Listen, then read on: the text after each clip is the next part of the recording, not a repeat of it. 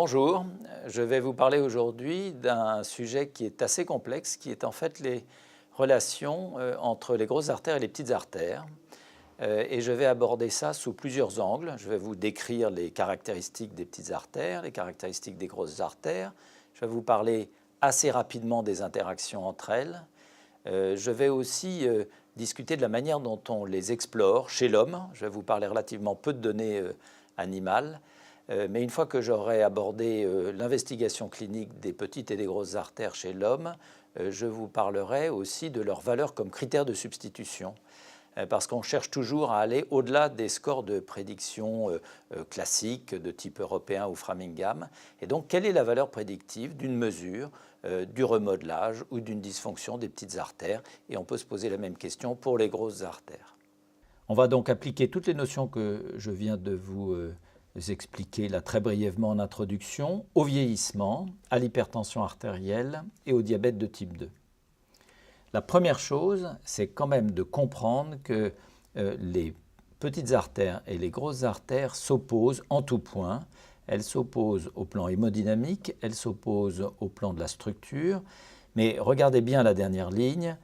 Ce qui nous intéresse dans les grandes artères, c'est leur fonction de compliance, c'est-à-dire d'amortissement de la pulsatilité de la pression. En revanche, les petites artères nous intéressent essentiellement pour leurs propriétés vasomotrices et dans l'hypertension et le diabète, elles vont intervenir essentiellement au niveau de la vasoconstriction. Vous voyez aussi sur cette diapositive qu'il y a un gradient, c'est-à-dire que les artères élastiques sont de manière très prédominante élastiques pour l'aorte, puis de manière prédominante musculaire, puis franchement musculaire dès qu'on arrive au niveau des artérioles. Vous verrez que les capillaires ont des structures tout à fait différentes. Premier niveau d'opposition. Deuxième niveau d'opposition, la diapositive est un peu plus compliquée, mais elle vous donne bien l'idée qu'on a d'un côté des artères dites de compliance et de conductance. En un mot, conductance, je conduis le sang vers la périphérie, compliance, j'amortis la pulsatilité, et de l'autre côté, des résistances, comme leur nom l'indique. Donc on a des grosses artères et des petites artères. D'emblée, je vous explique que ce sont plutôt des artères de moins de 150 microns, ça peut aller jusqu'à 200, 250, mais globalement, c'est aux alentours de 20 à 100 microns, vous verrez. On les oppose aussi sur leur paroi artérielle. Paroi artérielle épaisse, regardez ici, une aorte, ça va être compliqué et une biomécanique qui va définir leur élasticité assez complexe. En revanche, c'est relativement simple pour des artères de résistance, finalement une seule couche, voire deux, des cellules endothéliales, des cellules musculaires lisses vasculaires. On oppose la lumière bien élargie, mais qui va être sous pression pulsatile pour les artères de conductance et de compliance, une lumière relativement limitée, et là on est plutôt dans la loi de Poiseuille, avec des niveaux de pression artérielle franchement plus basses et relativement peu pulsatiles. Quatrième niveau d'opposition, la rigidité artérielle génère des ondes de réflexion, fait monter la pression pulsatile, et en fait, c'est un cercle vicieux puisque l'artère se retrouve sous la pulsatilité de la pression qu'elle a générée. Ce n'est pas du tout le cas pour les petites artères de résistance, puisque ce sont des sites d'ondes de réflexion, mais elles sont relativement peu atteintes par la pulsatilité dans des systèmes qui sont physiologiquement normaux et adaptés. Cinquième niveau de différence, l'impédance. Qu'est-ce que c'est que l'impédance? C'est la résistance à un écoulement pulsatile. Ici, on est plus dans une résistance, puisqu'il n'y a plus d'écoulement pulsatile. Ici, on est en écoulement continu, on est à nouveau dans la loi de Poiseuille. Et puis enfin, pour terminer, les grosses artères sont le siège de lésions d'artériosclérose, de la fibrose, du vieillissement, et un vieillissement accéléré dans l'hypertension artérielle, et de l'athérosclérose, c'est-à-dire des plaques avec du calcium et des lipides. En revanche, il n'y a pas d'artériosclérose, il n'y a pas d'athérosclérose au niveau des résistances, il n'y a que du remodelage. Donc d'emblée, retenez bien qu'on oppose les grosses artères aux petites artères. On vient de voir à l'instant comment s'opposaient les grosses artères et les petites artères. On va rentrer maintenant dans les caractéristiques un peu plus spécifiques des petites artères pour mieux comprendre leur fonction.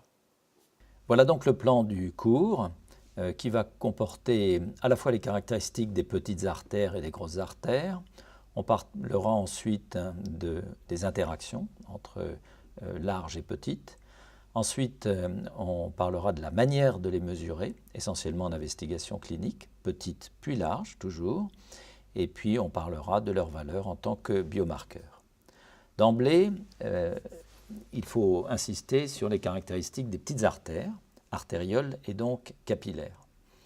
Vous voyez déjà la définition d'une petite artère, c'est moins de 150 microns. Vous voyez sur l'axe des X en bas que le diamètre est en général compris entre 120 et 20 microns. Les capillaires démarrent à un diamètre franchement plus bas, aux alentours de 10 microns. Ce que vous voyez aussi, c'est qu'en Y, la pression intravasculaire s'effondre, puisque c'est un barrage artériolaire qui arrive à un niveau de perfusion capillaire à très faible niveau, aux environs de 20 mm de mercure. La microcirculation, c'est plusieurs caractéristiques, mais d'abord le site unique de perfusion des tissus en oxygène. Il faut bien comprendre que les petites artères, c'est intratissulaire. Les grosses artères, c'est extratissulaire. Extratissulaire, conduction, on apporte le sang. Intratissulaire, la microcirculation, on fait diffuser l'oxygène et les nutriments. Et ici, vous voyez une trabéculation entre une artériole afférente et une vénule efférente avec quantité de petits capillaires trabéculés. Mais comme il n'existe qu'une cellule endothéliale au niveau de la paroi, une seule couche de cellules endothéliales, finalement la diffusion de l'oxygène est très simple et se fait très facilement vers les tissus. La deuxième notion qu'il faut comprendre, c'est que c'est un site majeur de régulation de la pression artérielle. Et vous voyez ici, en plus des couches musculaires lisses de l'artériole, d'autres cellules musculaires qui peuvent fonctionner comme des sphincters. Alors vous connaissez les sphincters précapillaires, très importants pour la régulation et pour les shunts artério-veineux, mais il y a aussi des cellules musculaires qui ont un rôle de vasomotricité majeur. Et cette vasomotricité est très importante, elle est déterminée par les besoins en oxygène et en nutriments, mais surtout en oxygène, et c'est l'oxygène qui déclenche la vasodilatation flux dépendante. Vous voyez ici que plus le diamètre de l'artère est réduit, artériole capillaire, on va jusque-là, et plus les variations de diamètre en réponse aux variations de contrainte de cisaillement sont importantes. En d'autres termes, artériole capillaire très sensible à la vasodilatation flux dépendante, grosses artères beaucoup moins sensibles, avec, comme c'est ici une échelle logarithmique, un rapport de 1 à 10. Troisième caractéristique, la microcirculation, c'est finalement celle qui est le plus souvent endommagée au cours de l'hypertension artérielle. Vous voyez bien la différence entre la trabéculation chez un normotendu et chez un hypertendu. Ici, finalement, moins de capillaires et dans un autre type de marquage, une raréfaction capillaire. Donc à la fois un remodelage, puisque vous notez que cette artériole afférente est plus épaisse, et puis une raréfaction capillaire. Et vous imaginez bien que tout ça va augmenter les résistances périphériques. Alors quel type de remodelage? Le remodelage le plus courant, c'est le remodelage eutrophique. Voilà une artériole normale, voilà une artériole d'hypertension essentielle. Elle subit un remodelage eutrophique parce que le rapport média sur lumière augmente, ou on dit encore le rapport H sur R. Pourquoi est-ce qu'il est eutrophique? Il est eutrophique parce que la surface cross-sectionnelle, Wall Cross-Sectional Area, WCSA, est inchangée. Donc il y a redistribution de la matière autour d'un diamètre plus petit, diminution de la lumière, augmentation de l'épaisseur. Tout cela est régulé par la contrainte circonférentielle, et vous voyez ici dans l'équation de Lamé, sigma θ est le produit de la pression qui règne multiplié par le rapport R sur H. Eh bien, lorsque R sur H diminue, en d'autres termes, lorsque H sur R augmente, il y a compensation de l'augmentation de pression et maintien de la contrainte circonférentielle. C'est un phénomène parfaitement adaptatif. On ne sait pas très bien ce qui va faire passer du remodelage eutrophique au remodelage hypertrophique. On le voit surtout celui-là hypertrophique dans l'hypertension secondaire, probablement sous l'influence de l'angiotensine 2 et d'une activation du système rénine-angiotensine. Mais je vous parlerai donc essentiellement du remodelage eutrophique de l'hypertension essentielle. Quelles sont les conséquences? Avant de faire compliqué, faisons simple. Vous voyez que le remodelage chronique dont je viens de vous parler est induit par l'augmentation de pression artérielle moyenne. Mais en soi, avoir un remodelage chronique et donc une lumière plus faible, c'est augmenter structurellement les résistances périphériques. Bien entendu, quand on a une épaisseur plus importante, toute vasoconstriction sera exagérée et cette exagération va aboutir à augmenter les résistances périphériques. Toute augmentation de résistance périphérique augmente la pression et finalement, on arrive à un cercle vicieux qu'il faut rompre. Et puis, vous voyez ici qu'il y a une partie fonctionnelle et une partie structurale dans ce maintien de l'augmentation des résistances périphériques qu'on appelle fixées ou structurellement fixées. Ça, c'est un tout petit peu plus compliqué, mais on va prendre notre temps pour aller dans la diapositive. On part du remodelage eutrophique. Quelles sont les conséquences dans l'hypertension artérielle? On vient de le dire, diminution de la lumière. On vient de le dire, augmentation structurale des résistances périphériques et puis anomalie de la vasodilatation. Augmentation du rapport média sur lumière. Ça, c'est intéressant parce que, on l'a vu tout à l'heure, pour la contrainte circonférentielle, elle va se normaliser. Si elle se normalise, le signal de croissance vers les cellules musculaires lisses vasculaires se stoppe. Et donc, le système s'éteint de lui-même. C'est une jolie autorégulation. Maintenant, quelles vont être les conséquences du remodelage eutrophique sur la distensibilité? Il y a des effets à la fois intéressants, favorables, et d'autres effets délétères.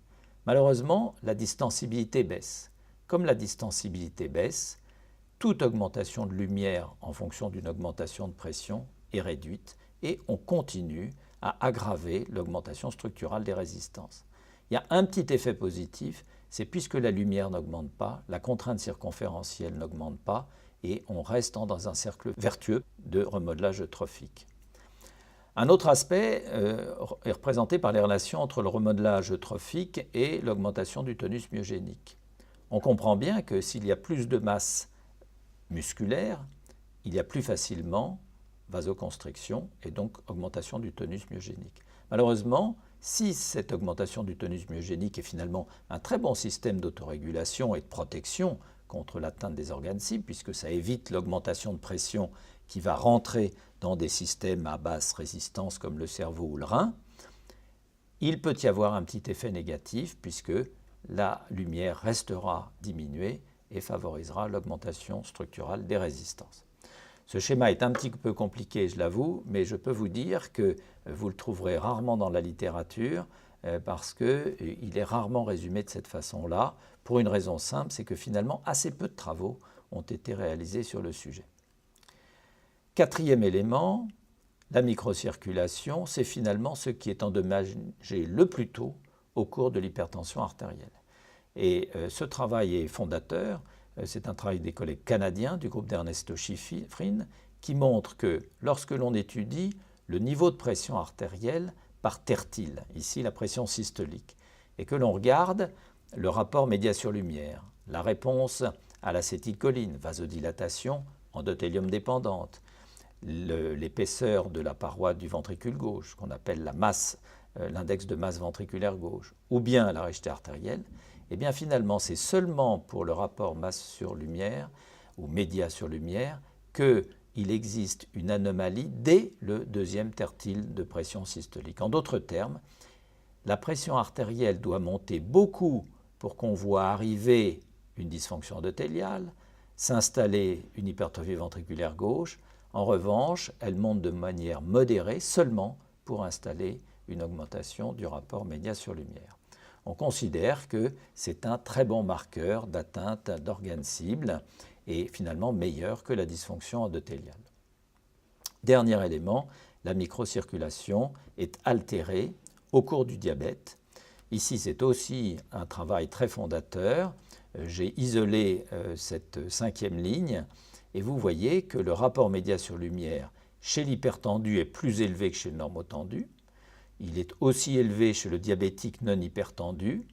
Et puis, le chiffre n'apparaît pas ici, mais vous lisez 112, ce qui est significativement supérieur chez l'hypertendu diabétique à ce qu'il est chez le diabétique non hypertendu ou à l'hypertendu non diabétique. Donc il y a exagération, cumul, potentialisation. Voilà une diapositive incompréhensible, mais très amusante, puisque vous voyez qu'il existe quantité d'interactions, mais on reconnaît ce qu'on vient de dire. Le remodelage chez l'hypertendu, c'est de la vasoconstriction, c'est du remodelage avec accumulation de matrices, des éléments dont je ne vous ai pas parlé, l'inflammation, l'apoptose, la croissance dont je vous ai déjà parlé, l'augmentation de la pression artérielle qui est capitale, centrale dans tous ces phénomènes, et puis l'intervention de peptides vasoactifs, d'éléments oxydants, de facteurs de croissance. Mais je ne vais pas rentrer dans les détails car l'idée c'est de vous montrer les choses de manière relativement simple. On vient de voir la complexité des relations structure-fonction des petites artères et on va donc maintenant voir la même chose pour les gros troncs artériels. Je serai un petit peu plus prolixe puisque c'est plus mon sujet de travail et puis aussi je pense qu'il y a un certain nombre de choses à vous expliquer plus en profondeur puisque je vais d'emblée vous attirer votre attention sur deux notions, qui est la notion de pulsatilité et la notion de transmission de l'onde de pression. Caractéristiques des gros troncs artériels maintenant. Encore une fois, on les oppose aux petites artères. Vous voyez que leur fonction majeure est une fonction de compliance et d'amortissement de la pression de pulsatilité, alors qu'on a parlé beaucoup de vasomotricité pour les petites artères. Leur structure est très différente. Leur structure est incroyablement complexe. D'abord, vous imaginez que sur une aorte, il existe 80 complexes musculo-élastiques. Qu'est-ce que c'est qu'un complexe musculo-élastique? C'est en fait un sandwich, si vous voulez, entre une lame élastique, une autre lame élastique, des cellules musculaires vasculaires entre les deux, quantité de matrices extracellulaires avec ce que vous voulez comme composants, et puis des relations cellules-matrices, essentiellement au travers de fibres d'élastine, et puis parfois des petits composants comme les fibres d'oxytaline qui interviennent dans certaines maladies et qui, en se brisant, font perdre le contact entre la cellule musculaire lisse et la lame élastique et se déclenche l'apoptose.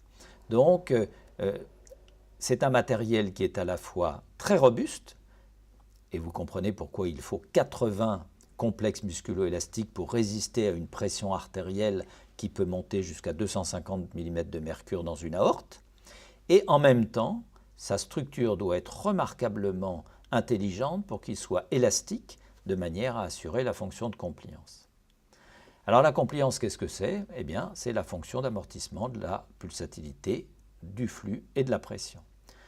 En systole, le cœur éjecte dans l'aorte et les grosses artères périphériques. Une partie du débit sanguin est stockée dans la paroi artérielle. Et en diastole, lorsque les valves aortiques sont fermées et que le sang est dirigé vers la distalité, par simple rétraction élastique, l'aorte revient à sa position normale, chasse une partie du débit sanguin qui était emmagasiné et cela s'écoule vers la partie distale. En d'autres termes, au lieu d'avoir uniquement, si le tube était rigide, de gros à-coups de pression et de flux puis plus rien, il y a amortissement avec malgré tout en diastole encore un flux et encore une pression. Ce qu'il faut bien comprendre, c'est que les propriétés élastiques sont hétérogènes de manière spatiale, c'est-à-dire le long de l'arbre artériel. On figure ici l'aorte ascendante. Vous voyez que la rigidité est la plus faible au niveau de l'aorte ascendante. Elle est un peu plus élevée en aval vers le cerveau au niveau de la carotide. Elle n'est pas très différente au niveau de l'aorte thoracique. Et puis elle s'élève en distalité vers la fémorale. Voilà des données chez l'homme, voilà des données chez le chien. Mais vous voyez que tout est relativement superposable. Lorsque nous avons mesuré avec les techniques d'ultrasons de haute résolution, ce qu'on appelle l'écho-tracking, la distensibilité cross-sectionnelle, on s'est rendu compte qu'il existait une forme de gradient. c'est-à-dire que la plus distensible était l'aorte thoracique, puis venait la carotide, puis venait l'aorte abdominale, globalement vous voyez qu'elles sont voisines, puis l'artère humérale, puis l'artère fémorale, puis l'artère radiale. En d'autres termes, grande distensibilité d'artère élastique centrale et faible distensibilité d'artères plus musculaires, plutôt de conductance et plutôt périphériques. Alors comment est-ce qu'il faut comprendre ça? Il faut le comprendre de manière finaliste en disant tout est organisé pour protéger contre les dommages du cœur, du cerveau et du rein. Chez un sujet qui est jeune, il existe un gradient de rigidité. C'est ça qu'il faut très bien comprendre. Le gradient de rigidité, c'est simplement que le cœur va éjecter dans des artères proximales qui sont élastiques, qui vont elles-mêmes éjecter dans des artères musculaires qui sont un peu plus rigides. Ce gradient de rigidité s'appelle impédance mismatch. Impédance veut dire résistance à un écoulement pulsatile. Donc on dit le mismatch d'impédance, finalement, c'est que la résistance à l'écoulement pulsatile, elle est plutôt bonne ici, elle est moins bonne ici, et tout ça, c'est générateur d'ondes de réflexion. Alors c'est quand même intéressant parce que si vous faites retourner l'onde de réflexion qui est de l'énergie pulsatile, vous en transmettez moins en aval. Et donc ces petites artères vont être protégées de cette énergie pulsatile dangereuse grâce à ce système-là et vont pouvoir perfuser les tissus rénaux, cérébraux, et puis on reparlera du myocarde éventuellement, mais tout cela sera protégé. Alors, il faut savoir aussi que cette énergie pulsatile, elle est réfléchie vers le cœur. Est-ce que c'est dangereux? Eh bien non, parce qu'en fait, comme ces artères sont particulièrement souples, la propagation de cette artère, de cette onde de pression, va se faire à faible vitesse, et donc l'énergie pulsatile va revenir relativement tard dans la diastole, ne se superposera pas à la pression incidente et l'impact sur le cœur sera tout à fait limité. Alors maintenant, une fois qu'on a compris l'hétérogénéité dans l'espace, il faut comprendre l'hétérogénéité avec l'âge. Ça, c'est très facile à faire. Voici un travail sur une collaboration européenne avec des dizaines de milliers de sujets, 23 000 dans le cas particulier. Pour chaque décade d'âge, on voit que la rigidité artérielle, ici mesurée par la vitesse de l'onde de pouls carotido-fémorale, on reviendra sur sa mesure, augmente avec l'âge. Regardez bien, ce sont des sujets sains qui n'ont aucun facteur de risque, ce sont donc des valeurs tout à fait normales. Donc même un sujet absolument normal, sans facteur de risque, lorsqu'il vieillit, aggrave sa rigidité artérielle. Est-ce que c'est la même chose au niveau des artères de conduction? Regardez ce qui se passe au niveau des carotides, c'est toujours le même travail de valeur de référence, à nouveau 20 000 sujets pour la carotide, 5 000 pour la fémorale, mais vous voyez quelque chose qui est très voisin, c'est-à-dire que la distensibilité carotidienne, vous avez compris que c'était l'inverse de la rigidité artérielle, diminue progressivement avec l'âge. C'est une artère élastique, voilà une artère de conductance musculaire, il n'y a pas de diminution. C'est parfaitement stable. Mais aussi, on démarre d'un niveau qui est franchement plus faible. En d'autres termes, artère élastique, diminution avec l'âge, artère musculaire, pas de diminution avec l'âge. Alors comment est-ce qu'on retrouve ça chez un sujet qui vieillit? Prenons un sujet âgé, en bonne santé. Il a perdu une partie de son gradient de rigidité. Donc, diminution modérée. Pourquoi est-ce qu'il ne l'a pas perdu? Il n'a pas changé la rigidité des artères musculaires, mais les artères proximales sont moins élastiques. Si elles sont moins élastiques, c'est que le mismatch d'impédance est réduit. Si elle est réduite, c'est qu'il y a plus de transmission vers les petites artérioles du rein, du cerveau, mais on considère que cette transmission d'énergie pulsatile est encore acceptable et que la protection du rein et du cerveau est encore acceptable. Et puis dernière étape, qu'est-ce qui se passe quand on est hypertendu, quel que soit l'âge? Eh bien, quand on est hypertendu, quel que soit l'âge, on a un vieillissement accéléré. Et regardez ici ce que vous aviez vu avec uniquement les normotendus. Lorsque l'on compare la distensibilité cross-sectionnelle de différents sites artériels entre le normotendu et l'hypertendu, on voit qu'il existe une réduction seulement pour les artères élastiques proximales. Diminution au niveau de l'aorte thoracique, augmentation de rigidité sur la carotide, augmentation de rigidité sur la aorte abdominale. En revanche, pour les artères musculaires distales, il n'y a pratiquement pas de différence. Alors ça se traduit comment? Eh bien, ça se traduit par la perte du gradient de rigidité. Les artères musculaires, on les connaît, elles sont rigides. Et les artères proximales, elles deviennent rigides. Si elles deviennent rigides, c'est que là, on a véritablement perdu le mismatch d'impédance. On a généré des ondes de réflexion, peut-être, mais surtout, on les a transmis en grande majorité vers les petites artères du rein et du cerveau. Et là, l'atteinte d'organes cibles apparaît. Et puis, pire encore, eh bien, cette énergie s'est transmise, certes, mais une partie est réfléchie, mais elle est réfléchie à très haute vitesse de propagation sur le système artériel. Elle se superpose à l'onde incidente et, en se superposant à l'onde incidente, elle augmente la pression systolique du fait d'une arrivée très précoce en systole. Et ça, c'est pas bon parce que ça augmente la pression artérielle. Et donc, je vais terminer ce chapitre-là avec une notion très importante, c'est que ce que vous mesurez au niveau d'une artère humérale quand vous êtes médecin ou quand vous allez chez votre médecin, ça n'est pas du tout ce qui règne au niveau de l'aorte thoracique, de la crosse de l'aorte, et éventuellement au niveau du cerveau ou au niveau du rein. Vous voyez que la pression ici est bien éloignée de ce système de mesure qui est tout à fait éloigné et donc qui n'aura pas les mêmes caractéristiques hémodynamiques. On dit que chez le sujet jeune, la pression centrale et la pression périphérique diffèrent en raison d'un phénomène d'amplification. Pas d'amplification au niveau de l'artère radiale ou humérale parce qu'elle est très proche des résistances de la main, forte amplification au niveau de l'aorte carotide et de l'aorte et de la carotide. Alors, comment est-ce qu'on comprend cela maintenant? Un sujet jeune n'a pas de réflexion d'onde. Sa pression centrale est faible. Sa pression périphérique, enregistrée au bras par exemple, c'est celle que vous mesurez quand vous allez chez le médecin. Un sujet âgé a une petite amplification, c'est-à-dire que déjà, sa pression centrale est plus élevée.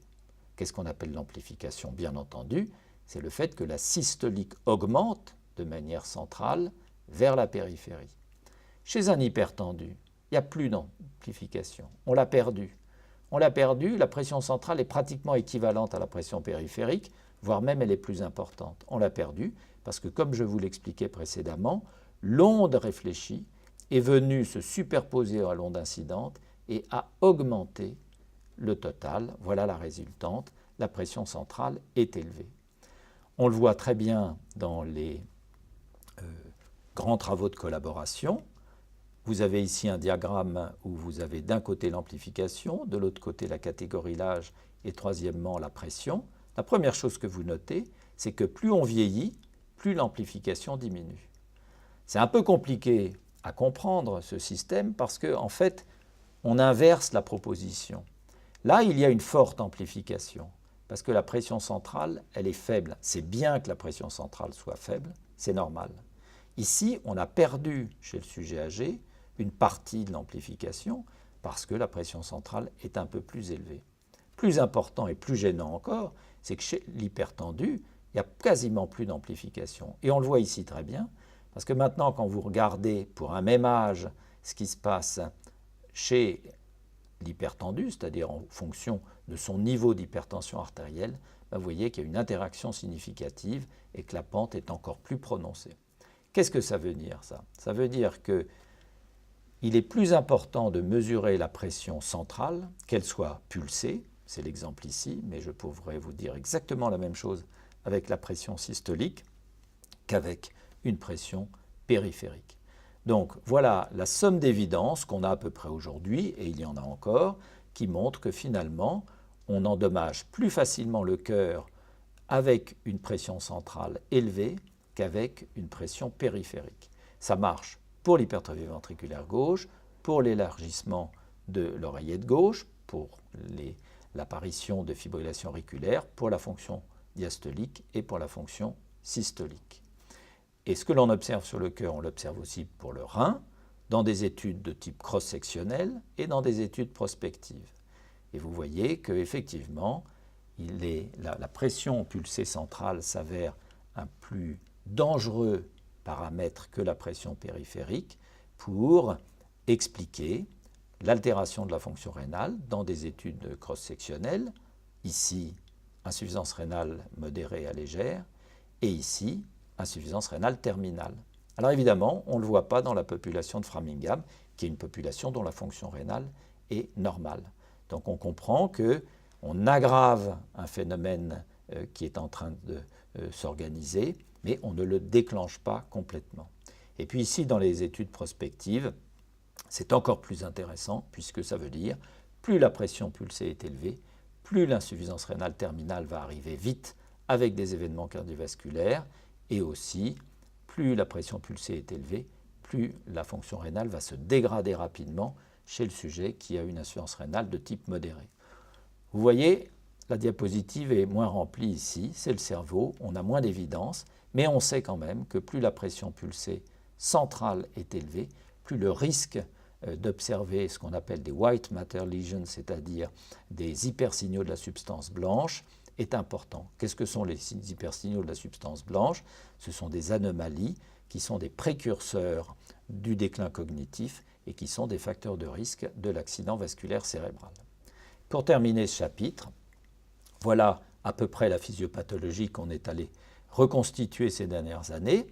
Une augmentation de la rigidité artérielle, j'espère que vous l'aurez bien compris, s'accompagne d'une augmentation de la pression centrale systolique et pulsée, qui exerce un rôle sur l'atteinte d'organes cibles plus important que la mesure périphérique.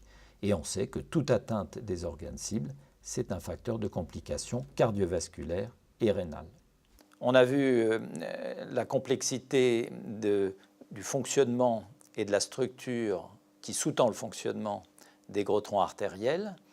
Et on a parlé dans la toute première partie des petites artères. Donc maintenant, très rapidement, je vais vous raconter comment l'une et l'autre interagissent, comment un cercle vicieux peut se créer et comment il faut le rendre, avec des moyens de prévention et des moyens thérapeutiques, en un cercle vertueux.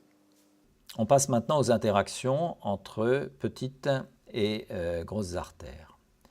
Un seul schéma pour essayer de tout expliquer, mais vous verrez que finalement c'est assez simple. En haut, vous voyez, il s'agit d'altérations structurales des petites artères. En bas, ce sont les altérations structurales des grosses artères. Et puis un cercle qui tourne dans le sens des aiguilles d'une montre. Altération structurale des petites artères, c'est le fameux remodelage eutrophique dont on a parlé tout à l'heure. Il s'associe à une anomalie de la vasodilatation, à une raréfaction capillaire.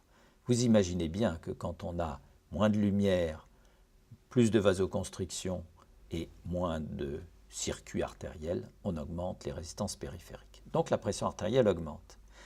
Toute augmentation de la charge sur les composants rigides, loading of stiff components, que vous voyez là, c'est une augmentation de la rigidité artérielle. Pourquoi? Parce qu'on va mettre en tension des structures rigides et laisser de côté des structures qui sont beaucoup plus souples. Toute augmentation de la rigidité artérielle, je vous l'ai montré dans le chapitre précédent, c'est une augmentation de la pression centrale, systolique et pulsée. Ça se passe avec quoi? Avec l'augmentation de la rigidité artérielle mesurée par la vitesse de l'onde de pouls. Et puis le cercle vicieux se termine, se boucle si vous voulez, parce qu'on a montré que toute augmentation de la pression centrale systolique et pulsée était un facteur de remodelage eutrophique. J'ajoute un tout petit niveau de complexité, c'est que cette augmentation de rigidité artérielle, elle s'accompagne très souvent d'une hypertrophie. Il n'y a pas de raison que vous ayez une hypertrophie au niveau des petites artères en réponse à l'augmentation de pression et que vous n'ayez pas la même au niveau des grosses artères, puisque de toute façon, elles réagissent à l'augmentation de pression intra-artérielle qui définit la contrainte circonférentielle qu'il faut compenser. Et on s'est longtemps posé la question de savoir ce que faisait cette rigidité artérielle. Et on a souvent dit, cette rigidité artérielle est accompagnée d'une hypertrophie de la paroi artérielle et tout se renforce. Et l'hypertrophie, c'est certainement de la rigidité. Eh bien, c'est vrai quand il s'agit d'un composant de biomatériaux qui n'a pas changé de structure, mais on a démontré pendant 10 ans qu'en fait, chez l'hypertendu, l'hypertrophie se développait au prorata ou même aux dépens d'un changement de la structure de la paroi artérielle. Ce qui faisait que finalement, le matériel était relativement protecteur. Donc cette hypertrophie est finalement un facteur plutôt protecteur contre les ondes de réflexion et contre la rigidité artérielle. Ça, c'est le premier élément. Le deuxième élément, c'est que ces petites artères qui diminuent leur lumière vont générer des sites de réflexion. Et ces ondes de réflexion vont se propager au retour vers le cœur pour augmenter la pression centrale systolique et pulsée. Donc voilà, j'ai ajouté un petit niveau de complexité parce que vous êtes en droit de vous demander, lorsque je parle de rigidité artérielle de fonction, pourquoi je laisse pratiquement toujours de côté l'hypertrophie de la paroi artérielle dont on vous a beaucoup parlé dans l'athérosclérose. Ce qu'on va voir maintenant, c'est la manière de mesurer ces différents paramètres parce que ça a pu vous paraître un petit peu abstrait. J'utilise des notions générales et puis de temps en temps j'utilise des paramètres mais je ne vous montre pas exactement comment on les mesure. En fait, en recherche clinique, la qualité de la mesure est absolument capitale et c'est une bonne mesure qui va définir un paramètre robuste avec lequel on va pouvoir faire de la physiopathologie, de l'épidémiologie et de la pharmacologie de qualité. Et on va commencer tout de suite par la manière de mesurer les petites artères chez l'homme. Comment mesurer la fonction des petites artères et le remodelage? C'est à la fois simple et difficile. C'est difficile parce que pour beaucoup, il faut aller chercher ce qu'on appelle de la graisse, en général du haut de la fesse, qui contient pas mal de petites artérioles qu'il faut ensuite disséquer de manière extrêmement précise dans des conditions de maintien de fonction physiologique. Et on utilise beaucoup ce qu'on appelle le myographe de Mulvaney. Et vous voyez ici, sur deux petits bâtonnets, enroulés une artère. Et cette artère-là, c'est une artériole. Elle va être progressivement mise en tension par deux petits systèmes qui vont s'éloigner l'un de l'autre et être observés sous microscope. Et sous microscope, on va pouvoir regarder la lumière et l'épaisseur. Évidemment, vous voyez qu'elle a perdu son caractère tout à fait circulaire et que maintenant elle est bien oblongue, mais il existe d'autres techniques pour récupérer les véritables dimensions. Donc on examine la structure, c'est-à-dire l'épaisseur de la paroi en jaune, la lumière en rouge et le rapport média sur lumière ou paroi sur lumière. Et puis on va étudier des paramètres fonctionnels, la relaxation à l'acétylcholine pour la dysfonction endothéliale, la relaxation au sodium nitroprusside pour ce qui est relaxation endothélium indépendant, la contraction en réponse à la noradrénaline et au potassium, et puis enfin le tonus myogénique. Ça se fait sur un petit nombre de sujets chaque fois, 10, 20 malades, 30 malades au maximum, au sujet, mais vous comprenez qu'il faut quand même faire une biopsie, et c'est un geste chirurgical qui est fait par le médecin. Et c'est pour ça qu'on cherche tous les moyens de faire du non-invasif. Et l'examen des artères de la rénine a transformé les choses. Ça, c'est un magnifique appareil qui est une création française qui utilise la technique de l'optique adaptative. Ici, l'ophtalmologue ou le technicien enregistre directement sur le fond d'œil du patient dont la tête est bloquée des modifications du calibre des artères rétiniennes. Et vous voyez sur cette image-là l'épaisseur de la paroi de l'artère rétinienne, la lumière de la paroi de l'artère rétinienne et ici un artefact de brillance au milieu. Donc on peut connaître de manière tout à fait simple, rapide, non invasive, les propriétés structurales des artères rétiniennes.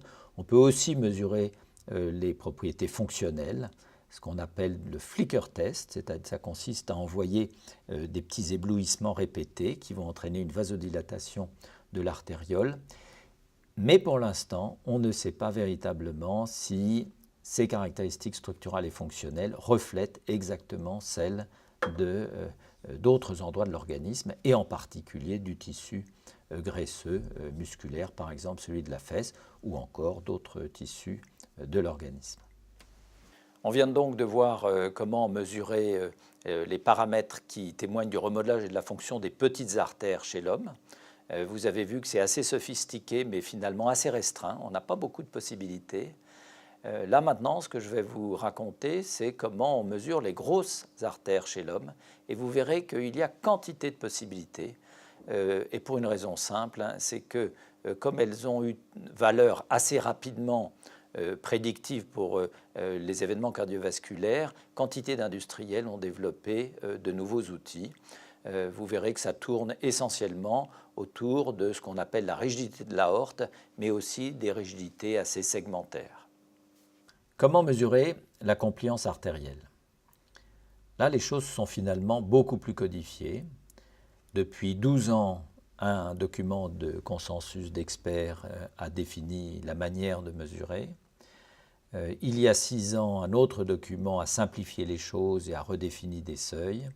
Et actuellement, les manières de mesurer sont bien acceptées et les recommandations internationales, européennes, considèrent que oui, la rigidité artérielle devrait être mesurée dans le suivi d'un hypertendu.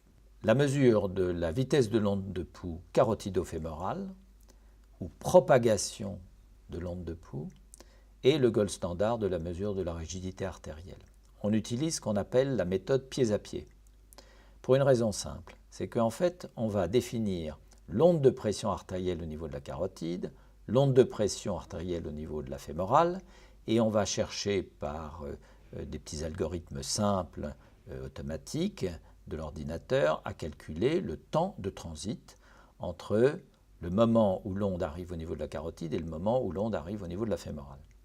Vous comprenez bien que tout ça part de l'aorte et que le temps que l'onde soit au niveau de la carotide, elle est déjà dans l'aorte descendante et donc il faudra des facteurs de correction. Qu'est-ce que vous voyez ici sur la diapositive?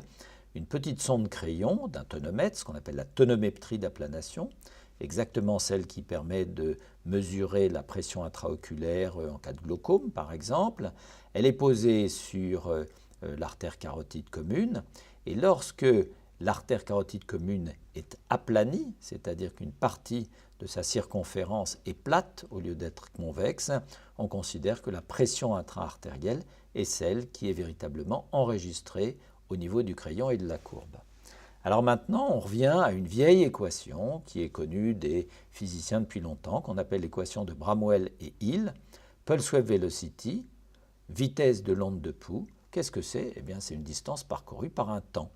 Et pour ceux qui connaissent un peu les mathématiques et la physique, eh bien, cette équation de Bramwell et Hill la définit aussi comme dV sur dP, l'inverse, c'est-à-dire une augmentation de volume pour une augmentation de pression.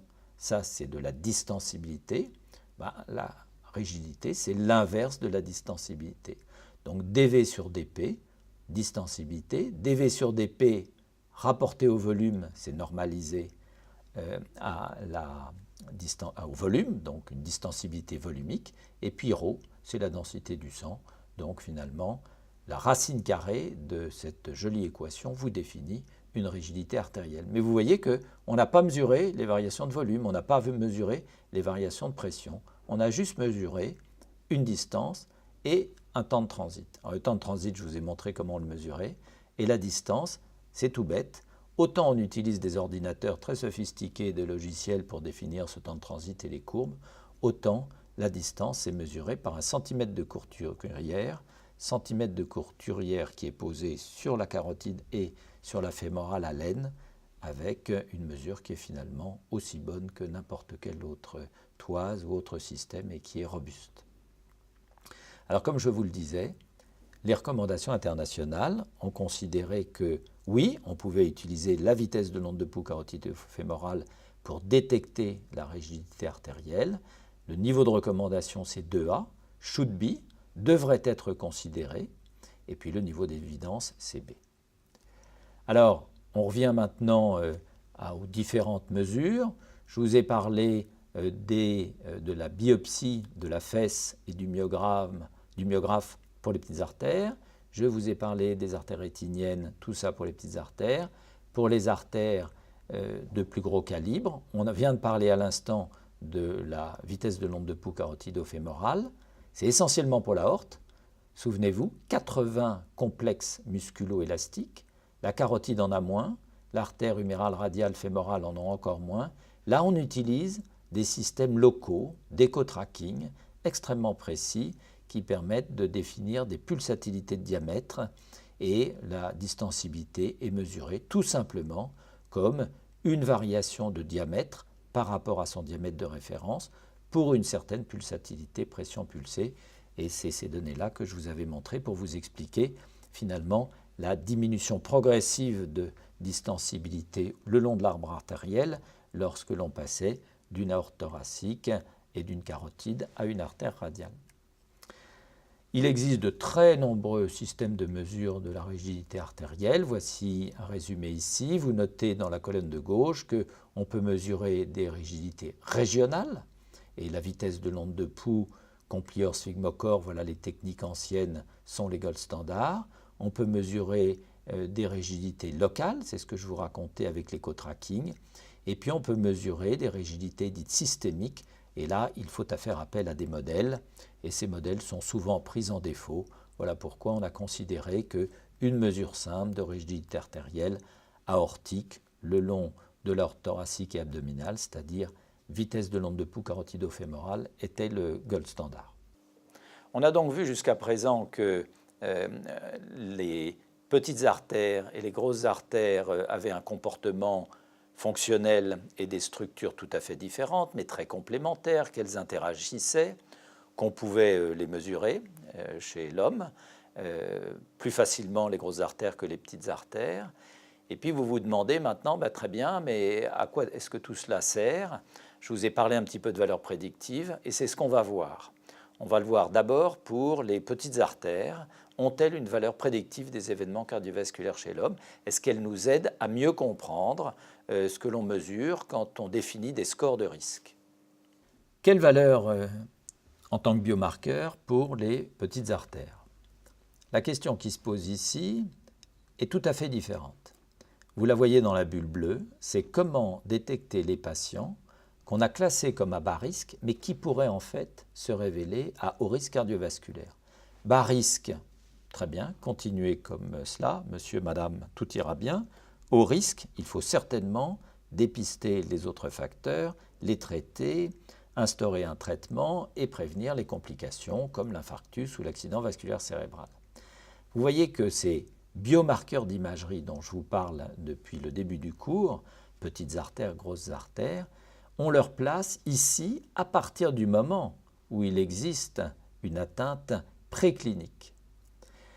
La génétique, dont vous avez beaucoup entendu parler, les biomarqueurs circulants aussi, interviennent dès le début, puisque en fait nous sommes nés avec des biomarqueurs circulants et de la génétique, encore que notre génétique soit fixée et que nos biomarqueurs puissent fluctuer avec le temps. Mais ici, ce qu'il faut bien comprendre, c'est qu'il faut déjà qu'il y ait une petite anomalie. Quand je vous expliquais que l'atteinte des petites artères, c'était une anomalie très précoce dans l'hypertension artérielle diabète, je vous montrais que le rapport média sur lumière était déjà augmenté par rapport à un sujet normal. Ce qui nous intéresse, c'est cette période-là, c'est-à-dire comment aller de l'atteinte préclinique vers l'événement cardiovasculaire, mais surtout comment le prévenir. Alors, on va commencer par les petites artères, et ça c'est un des papiers fondateurs aussi. 128 patients qui ont un mélange d'hypertension essentielle et d'hypertension secondaire, dont on a mesuré le rapport média sur lumière des petites artérioles de la fesse, suivant la technique de la biopsie dont je vous ai parlé tout à l'heure, et on les divise en deux parties. De part et d'autre, d'un rapport média sur lumière de 0,11. Bien, vous voyez que ceux qui ont un rapport relativement élevé de l'autre côté de la médiane ont moins de chances de survivre sans événement que ceux qui ont un rapport plutôt faible, et le risque d'événement cardiovasculaire est montré ici. Plus vos artérioles sont épaisses, plus vous risquez de faire d'événements cardiovasculaires. Un autre papier fondateur est celui-là aussi. On mesure le diabète interne, donc on ne parle plus de la d'autres formes de remodelage, mais on parle aussi de l'épaississement de la paroi artérielle tout autour de cette lumière, hein, c'est ce que je vous appelais wall cross-sectional area, ici medial cross-sectional area, comment c'est réparti la masse musculaire autour de la lumière. Eh bien, à même niveau de diamètre interne, on devrait avoir une certaine masse. Vous voyez simplement que ceux qui font des événements cardiovasculaires, ces petits carrés avec la ligne droite, finalement, à même lumière, ont une épaisseur plus importante. Donc les deux diapositives veulent dire exactement la même chose. Plus l'artériole s'épaissit, plus le risque de faire un événement cardiovasculaire est important. Ce qu'on vient de voir sur les petites artères et leur valeur prédictive est finalement assez limité, vous vous en êtes rendu compte, mais c'est limité essentiellement parce qu'elles sont difficiles à mesurer. Maintenant, on va parler des grosses artères et vous verrez que c'est plus facile et qu'on est allé plus loin. On est allé plus loin parce qu'on a pu enchaîner un certain nombre d'étapes de démonstration, c'est ce que je vais essayer de vous démontrer, pour arriver à l'idée qu'une mesure des paramètres fonctionnels, ce qu'on appelle la rigidité artérielle essentiellement, dont on a beaucoup parlé jusqu'à présent, est un facteur prédictif des événements cardiovasculaires.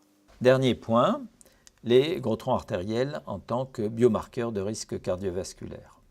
On reprend les notions que je viens de vous expliquer pour les petites artères, et vous voyez là quelque chose d'un peu nouveau. Finalement, est-ce qu'on a suffisamment d'événements pour penser que ce sont des critères de substitution? Surrogate endpoint veut dire critères de substitution.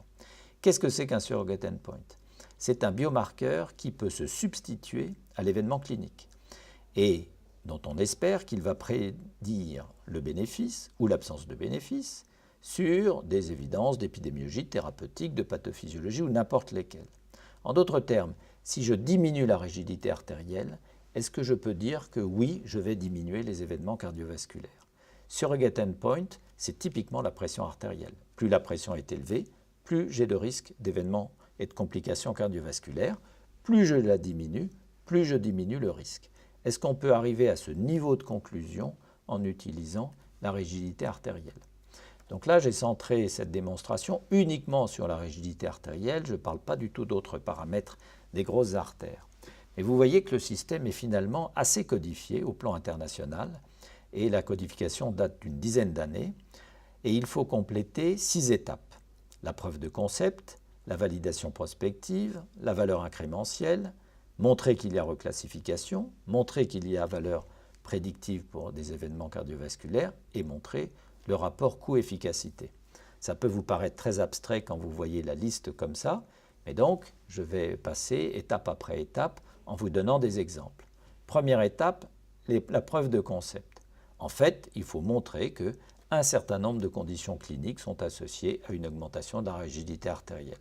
On a parlé du vieillissement, on a parlé de l'hypertension artérielle, mais vous voyez qu'il y a quantité de facteurs de risque cardiovasculaire, de maladies cardiovasculaires, d'antécédents génétiques qui définissent une augmentation de rigidité artérielle. Mais ce qui est intéressant, c'est que des maladies qu'on considérait a priori comme non cardiovasculaires, comme l'insuffisance rénale terminale, comme l'insuffisance rénale modérée, ou des maladies comme les maladies ce qu'on appelle d'inflammation chronique de bas grade, polyarthrite rhumatoïde, lupus, sida, maladies inflammatoires de l'intestin, sont associées à une augmentation de la rigidité artérielle. Donc la preuve de concept, elle est faite. On a une étape. Tous les gens qui ont ces anomalies par rapport à ceux qui n'en ont pas ont des rigidités artérielles qui sont plus élevées. La deuxième chose maintenant, c'est de montrer que cette anomalie a une valeur prédictive pour les événements cardiovasculaires. Donc on n'est plus dans une question cross-sectionnelle, on est dans une position longitudinale, prospective, avec un suivi des patients. Donc je vous montre la dernière étude en date, qui date d'il y a 4 ans maintenant, qui est une méta-analyse en données individuelles. Donc plusieurs groupes de recherche ont groupé tous leurs sujets, il y en a plus de 16 000. Et qu'est-ce que vous voyez? Eh bien vous voyez qu'ajusté à quantité de facteurs de risque, toute augmentation de la vitesse de l'onde de pouls carotidofémorale s'accompagne d'une augmentation du risque d'événements cardiovasculaires. Ici, on ne distingue pas le type d'événements, ils sont combinés. Mais vous voyez surtout qu'il existe une interaction avec l'âge. C'est ce qui est écrit en rouge en bas. La valeur prédictive est plus importante pour les sujets âgés, avec, pour toute augmentation d'une déviation standard, finalement, un risque multiplié par 1,83 quand on a moins de 50 ans. Quand on a plus de 70 ans, le risque est multiplié par 1,25. C'est très important de dépister une interaction avec l'âge. Pourquoi? Eh bien parce que finalement, ce qui nous intéresse, c'est dépister des sujets jeunes, parce que c'est aux alentours de 50-60 ans, que 40-60, on devrait dire, que tous les dommages se font et qu'on part ensuite vers le déclin cognitif, la maladie rénale, les maladies cardiaques, et que c'est à ce moment-là qu'il faut agir. Donc on peut détecter tôt, et c'est là où ça prend toute sa valeur. Donc l'étape 2 est complétée. L'étape 3 maintenant. Très bien, ça a une valeur prédictive. Mais est-ce que ça a une valeur prédictive ajustée à tous les autres facteurs de risque qu'on connaît bien, et en particulier les scores classiques dits de Framingham ou de score? Ben vous voyez que cette valeur prédictive indépendante, elle a finalement été démontrée pour quantité d'outcomes, c'est-à-dire de complications, et dans quantité de populations différentes. Probablement 20 ou 30 articles jusqu'à présent. Outcome, la mortalité totale, la mortalité cardiovasculaire, je vous laisse lire la diapositive, mais vous voyez que ça va aussi jusqu'à la survenue de la mise en dialyse. Et puis les populations qui vont de la population générale aux hypertendus, aux diabétiques. CAD veut dire ceux qui ont une insuffisance coronaire, et puis ceux qui ont une maladie rénale. Donc les 3 étapes de cette démonstration, déjà, ont été réalisées. 4e étape, il faut reclassifier. Qu'est-ce que ça veut dire reclassifier? Reclassifier, ça veut dire, prenons cet exemple-là, de la population de Framingham, que dans la population générale, on considérait un certain nombre de patients à risque intermédiaire. Eh bien, 14% de ces patients à risque intermédiaire, une fois qu'on leur a mesuré la rigidité artérielle, et donc la vitesse de l'onde de pouls carotidofémorale, ont été reclassés dans un plus haut risque cardiovasculaire. Vous pouvez imaginer aussi qu'un certain pourcentage ont été reclassés dans un plus bas risque. Et donc on a amélioré les choses. Et dans la méta-analyse en données individuelles dont je viens de vous parler, vous voyez que parmi ceux qui sont à risque intermédiaire, près de 20% ont été reclassés dans un risque plus haut ou plus bas, et puis près de 20% aussi ont été reclassés, en particulier pour la survenue d'accidents vasculaires cérébraux. Or, comme ces différents scores de risque nous apparaissent insuffisants, on se rend compte et on apprécie que mesurer quelque chose de supplémentaire, mesurer la rigidité artérielle, permet de mieux prédire, de reclasser, d'être plus prédictif et de ne pas laisser sans traitement des individus qu'on considérerait à faible risque alors qu'en fait ils sont à haut risque cardiovasculaire. Et puis la dernière étape, c'est faire une étude interventionnelle. Et là je dois vous dire que finalement personne ne l'a fait. Pourquoi? Parce que c'est compliqué, que ça coûte très cher, que si on veut faire ça avec l'industrie pharmaceutique au cours d'un grand essai de réduction ou de comparaison de réduction de pression artérielle, ça coûte 20 à 30 millions de dollars. Et donc en fait, pour l'instant, un seul essai a lieu, qui est un essai français, qui est un essai qu'on appelle l'étude SPART. C'est une étude interventionnelle parce que la question c'est, est-ce que lorsque je diminue la rigidité, c'est-à-dire la vitesse de l'onde de pouls carotidofémorale, est-ce que cela se traduit par une réduction en événements cardiovasculaires? Alors comment est-ce qu'on fait? Il n'y a qu'un moyen. Vous prenez un certain nombre de patients, vous les randomisez en 2 groupes. Un groupe sera contrôle, on mesurera la pression artérielle tous les 2 ans. On mesure ici, c'est ce que nous avons choisi dans le protocole, la vitesse de l'onde de pouls au début, au milieu et à la fin. Mais l'investigateur n'est absolument pas au courant des mesures et ce groupe est traité suivant les recommandations internationales, rien d'autre. Et puis il y a ce qu'on appelle un groupe actif, où là la vitesse de l'onde de pouls est mesurée tous les 6 mois. Bien entendu, l'investigateur est au courant et l'investigateur va adapter son traitement à cette mesure. L'objectif, c'est de faire diminuer cette vitesse de l'onde de pouls en dessous d'un certain seuil qui a été défini par des recommandations internationales. Donc c'est un groupe qui est franchement actif puisqu'on a mesuré la rigidité et la pression centrale systolique tous les 6 mois, qu'on a aussi mesuré la pression ambulatoire et que l'objectif, c'est avec un traitement très particulier, spécifique, mais qui existe, il suffit juste d'utiliser les bonnes combinaisons de médicaments, l'objectif est d'essayer de diminuer le maximum possible la vitesse de l'onde de pouls. Bien entendu, des événements cardiovasculaires vont survenir dans cette population-là, et à la fin de l'étude, qu'est-ce qu'on va essayer d'observer? On va essayer d'observer, d'une part, si la vitesse de l'onde de pouls n'a pas diminué beaucoup plus dans le groupe actif, intensif que dans le groupe contrôle, c'est ce qu'on souhaite, et on pense que la pression artérielle va suivre, et puis surtout on aimerait qu'il y ait moins d'événements cardiovasculaires dans ce groupe actif, ce qui démontrera totalement la preuve de concept que la rigidité artérielle, mesurée par la vitesse de l'onde de pouls carotido-fémorale, est un critère de substitution. En conclusion, je voudrais insister sur l'interaction entre les grosses et les petites artères pour la meilleure protection des organes cibles. En effet, vous avez compris qu'on ne peut éviter ce système de pompe intermittente d'éjection cardiaque qui va de toute façon générer de l'hyperpulsatilité. Il faut amener la pression et le flux sanguin au niveau des petites artères dans des conditions de basse pression et de basse pulsatilité, de manière à assurer la meilleure diffusion intratissulaire de l'oxygène et des nutriments. Et cela, ça ne peut se faire que grâce à la complémentarité des deux systèmes, grosses artères, petites artères, et ces deux triangles qui s'overlappent, se chevauchent, sont là pour vous montrer que ce gradient est indispensable. Plus on va vers la périphérie, plus on a besoin du tonus musculaire lisse. Plus on va vers le niveau central, plus on a besoin d'un système élastique. Finalement, à chacun sa fonction. Aux grosses artères, la compliance, le contrôle de la pression pulsatile. Aux petites artères, le contrôle de la vasomotricité et celui de la pression artérielle moyenne. Voilà, on termine ce cours. J'espère que vous aurez été intéressés. Et j'espère surtout que chaque fois que vous entendrez parler de pression artérielle, vous vous souviendrez qu'il y a deux composants, un composant pulsatile et un composant moyen, de pression artérielle moyenne, et que les deux sont absolument indissociables, aussi bien en termes d'atteinte d'organes cibles, mais surtout que d'attitude thérapeutique. Voilà, merci beaucoup pour votre attention. Au revoir et à bientôt.